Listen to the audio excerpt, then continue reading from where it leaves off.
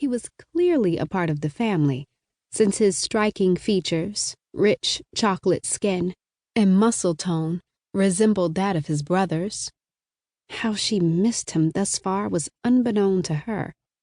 But the important thing was now that they had met, she needed to know who the her was he'd referred to. "Forgive me," he apologized. "I couldn't help but notice the tulips. My fiancée brought them home fresh every day with a smile on her face." The sparkle in his eye dimmed. "That was before she passed." Bree's gasp was soft but surprising nonetheless. I'm sorry," she said, almost speechless and feeling as if she needed to say more. When Bree couldn't find the words, she instinctively stepped into the cover of his shadow and embraced him with a hug.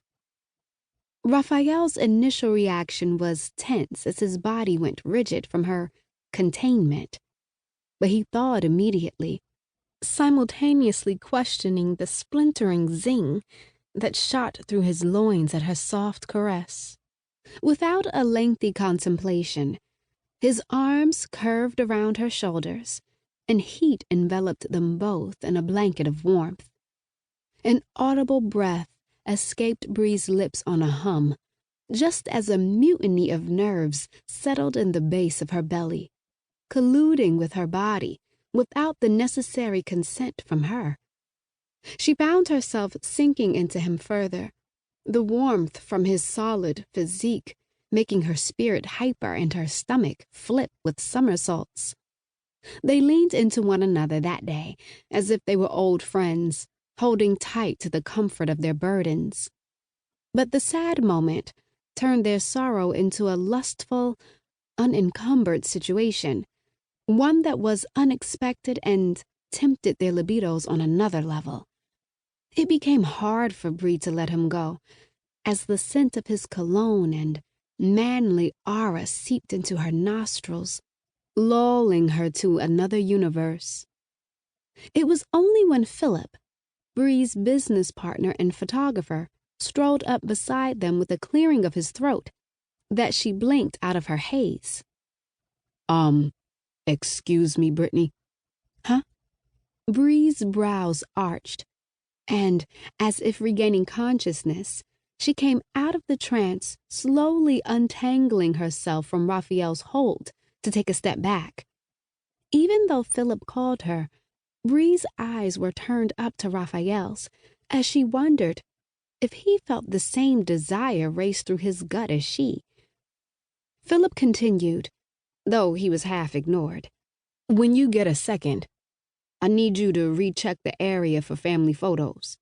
I'm not sure about the lighting, but you know I can make it work if I need to."